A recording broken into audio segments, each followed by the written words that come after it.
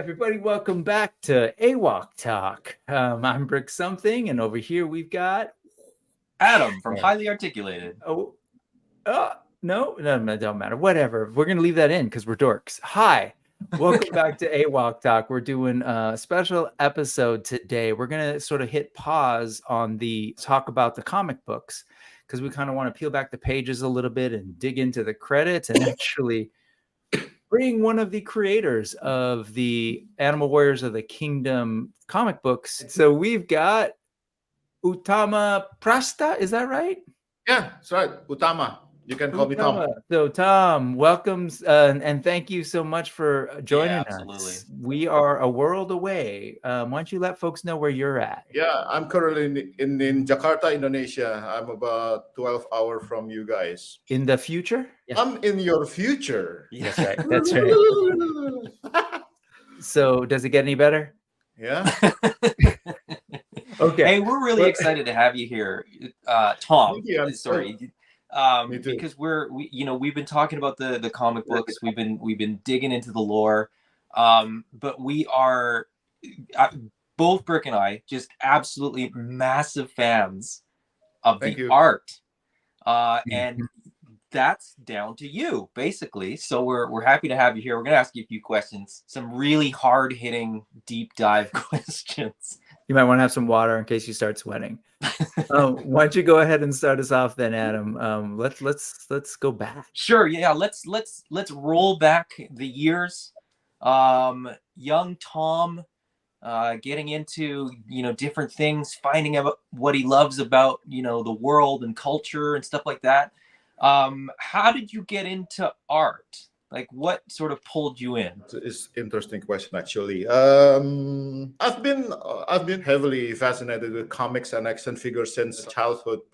And the most interesting stuff is I grew up in several countries because my dad is a diplomat. I told Brick already. So I have many influences about comics and action figure that non-American. Wow. Okay. Yeah, non-American. So I grew up with European and French and Belgium comic first, then American comics later.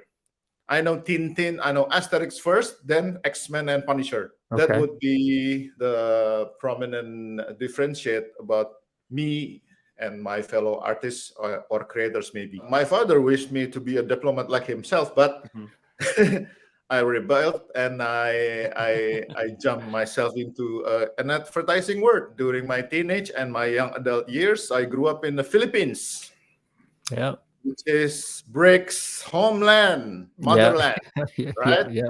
Yes. I got my degree in advertising. I jumped into an advertising industry right away since early 2000. I'm in advertising industry from 2000 something to 2016 as a creative director. I started as a visualizer and an illustrator, storyboard artist. I climb and claw my career up all the way to the job of creative director, senior creative director. I'm just imagining Mad Men. Yeah. but more in visual aspect.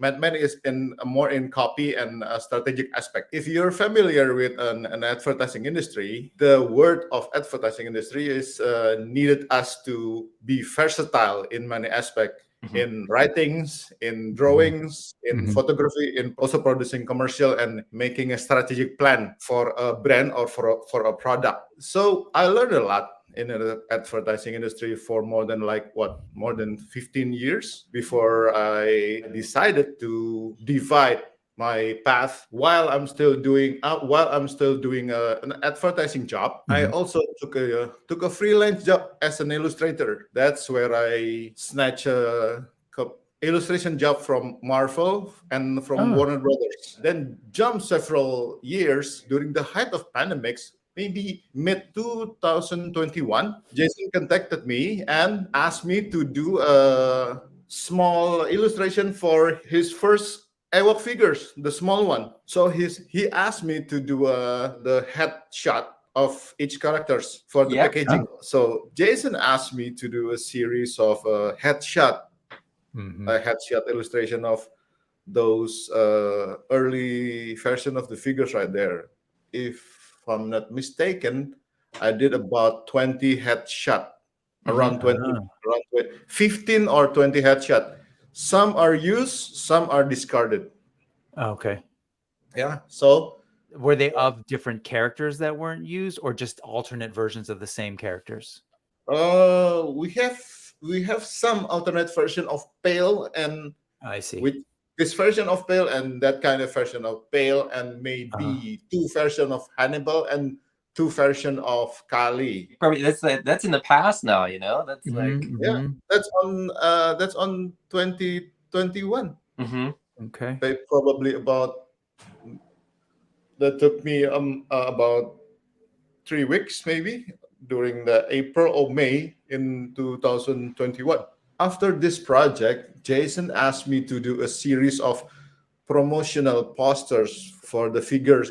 I did maybe 3 or 4. I never recall he used those posters or not. I never saw that posters on his Instagram. I never saw the posters on the website.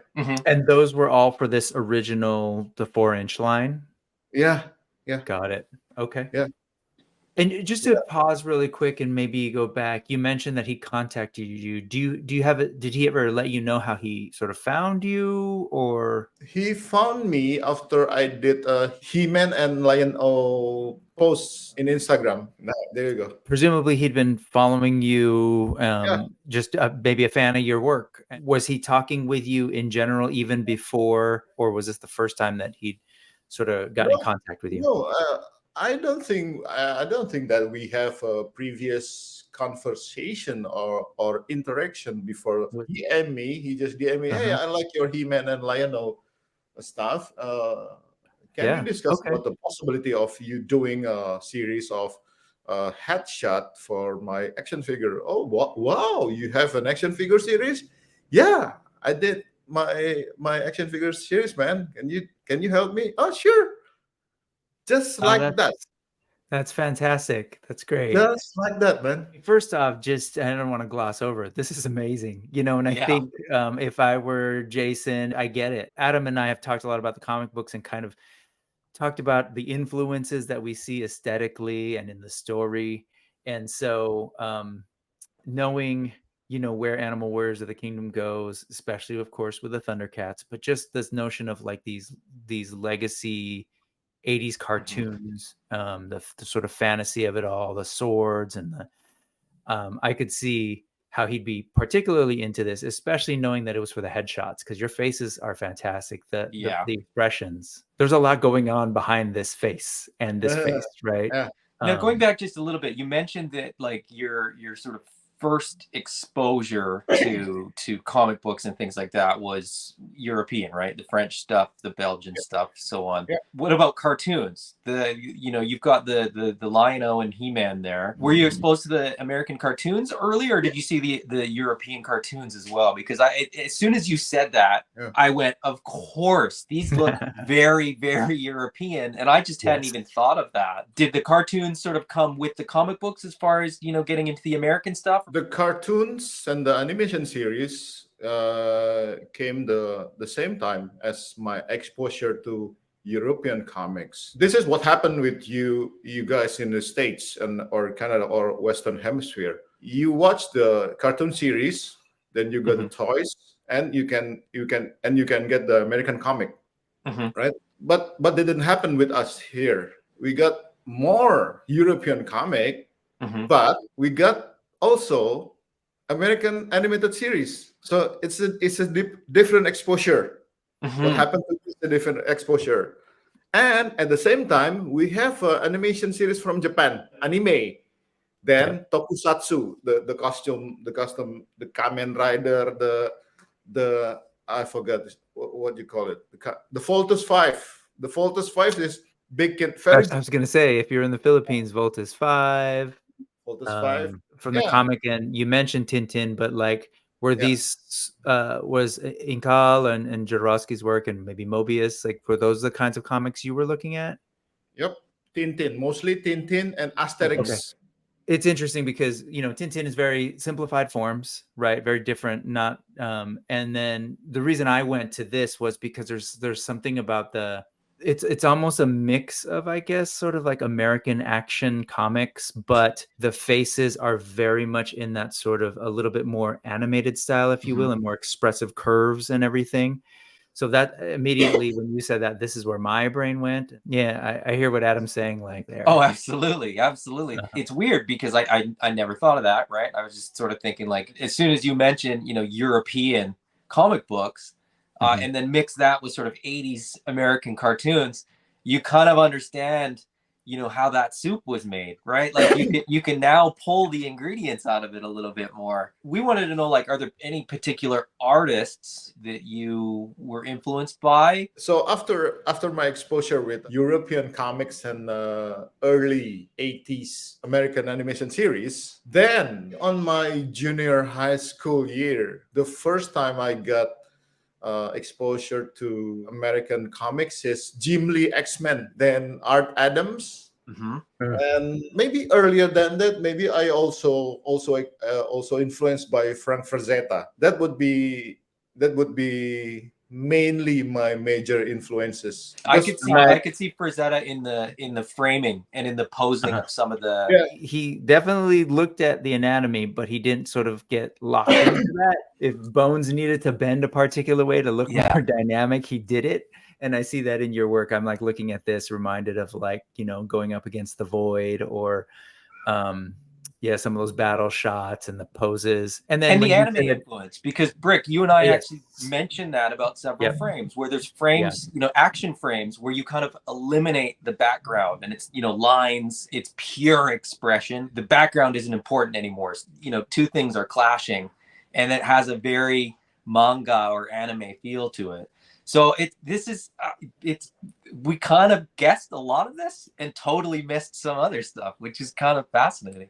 Well, when you said Art Adams, I was like, yes, because Art Adams absolutely is one that I sort of see a lot, because he also did the sort of like house style of Marvel, but the faces, and I'm just trying to think of like Long Shot. There was very much an animated expressiveness about what he was doing. So I'm curious, knowing that you had these influences, how conscious were you of those influences while you were sort of like figuring out your own style? Like, maybe I can explain it in this kind of way.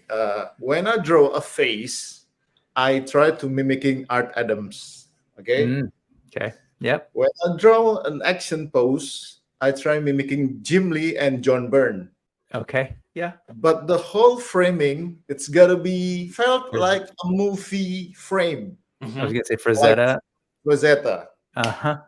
I love that vocabulary. There's the vocabulary. I love it. Yeah, I think that's my recipe. Yeah. When do you think you became conscious of that recipe? Like, were you like, oh my God, I really love Art Adams faces? Oh my gosh. Like when was that happening? When was the magic combination happening? Probably during my hustle as a storyboard artist in the advertising industry. So that would be the early years of my career in the advertising industry, early 2000 until mid 2000. Okay. Because I already started my career in advertising as an intern in early 2000, if I'm not mistaken. And you're thinking specifically there because in storyboarding, you're drawing a lot and fast, right? And trying to communicate as quick. Do you think that's where you're just trying to find not shortcuts, but sort of like again, the vocabulary? You're like, okay, who does this really well? Like, how is it is it because of the nature of the job, or? Yeah. I think the condition that time called me to do some magic potion or magic recipe to execute a frame or execute a visual storytelling as fast as possible and as comprehensive as the script asked me to do so. So during my year as a visualizer / storyboard artist, I may be able to produce 70 to 100 frames per day. Yeah. Whew. That's Jack Kirby kind of output. That's crazy, man. It is. That's really crazy, and I keep wondering today, can I still do that? like 9 a.m. to maybe 9:30 p.m. just drawing, man. Break for lunch 2 times, break for dinner, then drawings. And those tend to be a little looser too, right? Because when you're doing a comic book, you're going to full production. So yes, yeah. The storyboard, we can do too much details, too much rendering. However, the visual story got to be work for the script. So the production team would work based on my storyboard for the shooting and the production. So in terms of the storyboarding, really, you said this was for advertisement. So I'm assuming, was this for mainly video kind of advertisement where you had to lay out the action? Were we talking for photo shoots and photo campaigns? What kind of work? Yeah, when I started in advertising, I started as a visualizer and storyboard. So that's the low of the lowest rank of the advertising agency. So the trenches. Yes, that's the grunt and the jarhead. Not yet private. So I will mostly do the storyboard. So I will basically do a storyboard based on the script that the strategic planner sent me to translate that into visual storytelling. So amazing. Then the production and the producer would work based on my drawings for the shooting for the brand itself. So I don't know, maybe I did 2 or 3 years only on visual aspect of the advertising campaign. Okay. Mostly storyboard. Then I started to move as a graphic designer. So I started to design packaging, design the poster, design flyer and the promotional billboard, the large billboard. Then from there, I claw and scratch my way up to the top to become the junior art director. Then starting to learn copywriting, the script writing for the advertising. Then finally, after like 5 or 6 years, I got into a junior creative director. Awesome. Yeah. Okay. So then by the time Jason reaches you in 2020, 2021, you said, I know you're steeped in the advertising world. Were you still reading comics, collecting comics? Were you collecting action figures? So like, when somebody comes and says, will you do this thing for action figures? I just want to get a sense, were you like, I love action figures, I'm collecting them? Or were you just like, oh, I haven't thought about that in a while? Like, where was that for you in your life? Yeah, up till today, I'm still collecting comics. Okay. And collecting action figures, but not really dedicated or not really crazy as the time when I was in the advertising industry. Okay. Because when I was in the advertising industry, I collect almost all brand and all figures and die cast, bro. Yeah. The most damaging stuff is I collect hot toys. Yeah. That's and I heard the word all there. The wallet. So, the all-in wallet, right? You're just the massive hole in my wallet. I collect. Besides that, I still collect Star Wars, of course. Then some of Marvel Legends, some of the diecast, some Jedi toys, and some of this and some of that. I got. I remember I got one room in my apartment just full of toys, and you can put anything more in there. Exactly. Yep. We know how that works. Yeah. So you did the advertising thing. Jason reaches out to you. He would have had no idea that was your background, right? He would have been following you on Instagram. He would have seen your picture of He-Man and Lion-O and been like, this guy is a perfect fit for what I want to do. He had no idea how perfect a fit you were, because your background was already kind of like, you're talking about, you know, knowing how to get things to sell, right? Which is ultimately his goal. Did he know, or I'm assuming that he didn't know, right? So when he goes, hey, can you do the headshots? You're like, sure, that's easy. How did it progress to, hey, can we do storyboards and comic books, and can you do, you know, the full packaging art and do the overall design of the line? Because that, the crazy thing to me is that you were perfectly suited for that. So I'm just wondering how that sort of conversation, did you guys have this conversation and he was like, holy, you're the perfect guy for this? Yeah, not until later, not until a few months or maybe a year after that me and Jason discuss for the first time about what I'm doing in Indonesia. Yeah.